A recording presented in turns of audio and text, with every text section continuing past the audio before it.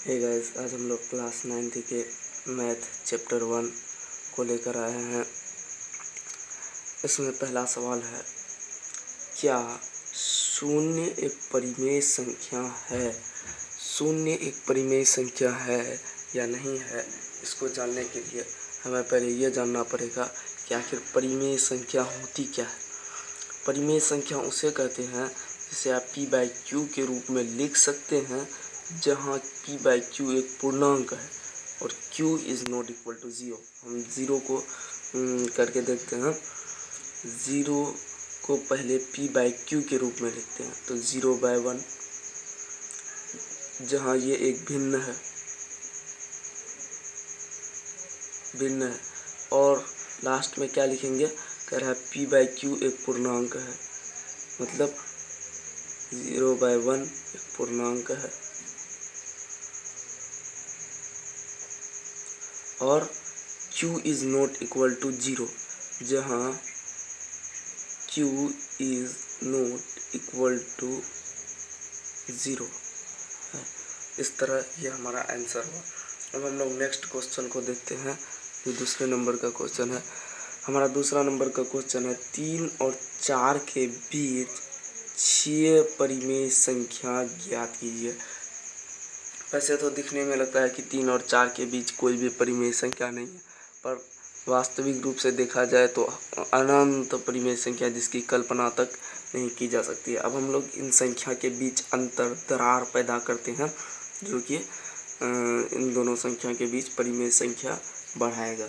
जैसे 3/3 है और यहाँ 4 है। अगर ऊपर नीचे हम बराबर से गुना करते हैं तो हमको दिक्कत नहीं होता है, मतलब फिर से काटेंगे तो वह इतना आ जाएगा, संतुलन बना रहेगा। तो 3 को गुना 6 ऊपर से गुना 6 नीचे से करते हैं, फिर 4 को भी नहीं, 6 है तो यहाँ 7 से करते हैं, क्योंकि टोटल बीच में लेने के लिए हमें बोल रहा है, गुना 7/7। अब देखिए यहाँ पर 7 कितना होता है, 21/7 और 7 चौक 28/7। अब दरार पैदा हो गया, अभी भी काटेंगे तो वही आ जाएगा, मतलब फासला कोई बड़ा नहीं हुआ है, पर हमारे लिए हो गया है। 21 के बाद 22/7, 23/7, 24/7, 25/7, 26/7, 27/7 हो गया। हमारा 6 परिमेय संख्या ज्ञात हो गया, जो यहाँ दिया गया है। हम लोग नेक्स्ट क्वेश्चन की ओर चलते हैं। 3/5 और 4/5 के बीच 5 परिमेय संख्या ज्ञात करिए। किसके? 3/4 और 4/5। वैसे तो निकालना हमारे लिए कठिन रहता है, लेकिन यहाँ देखिए ये दोनों बराबर है, हर बराबर है तो निकालना थोड़ा आसान हो जाता है। 3 और 4 के बीच हमको 5 परिमेय संख्या निकालना है। उसी तरह हम संतुलन को बनाए रखने के लिए 5 है तो 6 से गुना कर देंगे और 4/5 को भी गुना 6 कर देंगे, तो 6 या 18 और 6 पंजा 30, 6 चौका 24 और 6 पंजा 30। 18 और 24 के बीच 5 परिमेय संख्या हमारा है 19/30, 20/30, 21/30, 22/30, 23/30। हमारा कितना 5 परिमेय संख्या निकल गया, जो यहाँ दिया गया है। अब हम लोग नेक्स्ट क्वेश्चन की ओर चलते हैं। हमारा लास्ट क्वेश्चन है इस 1.1 का। नीचे दिए गए प्रश्न सत्य है या असत्य, उनका कारण अपने के साथ अपने उत्तर दीजिए। मतलब कौन सा सही है कौन सा गलत है, अगर सही है तो क्यों है, गलत है तो क्यों है, इसी का हमको जवाब देना है। पहला क्वेश्चन है, प्रत्येक प्राकृतिक संख्या एक पूर्ण संख्या है। अब हम लोग जानते हैं ये प्राकृतिक संख्या क्या है और पूर्ण संख्या क्या है।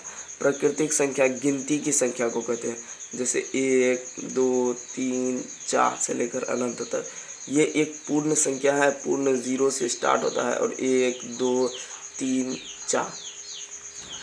तो लिखेंगे सत्य। ये भले ही पूर्ण संख्या में ये 0 एक्स्ट्रा है, लेकिन प्राकृतिक संख्या की जितनी संख्या है वो पूर्ण संख्या में आ सकता है। इसलिए सत्य लिखेंगे। अब लिखता है प्रत्येक पूर्णांक एक पूर्ण संख्या होती है। पूर्णांक क्या होता है, पहले हम पूर्णांक को जानते हैं।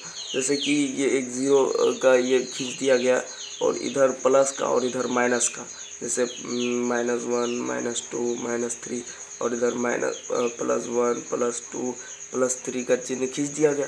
तो प्रत्येक पूर्णांक मतलब ये सारा मिला करके एक पूर्ण संख्या होती है। तो पूर्ण संख्या के अंतर्गत ये माइनस वाला पॉइंट नहीं आता है, केवल प्लस पॉइंट चलता रहता है।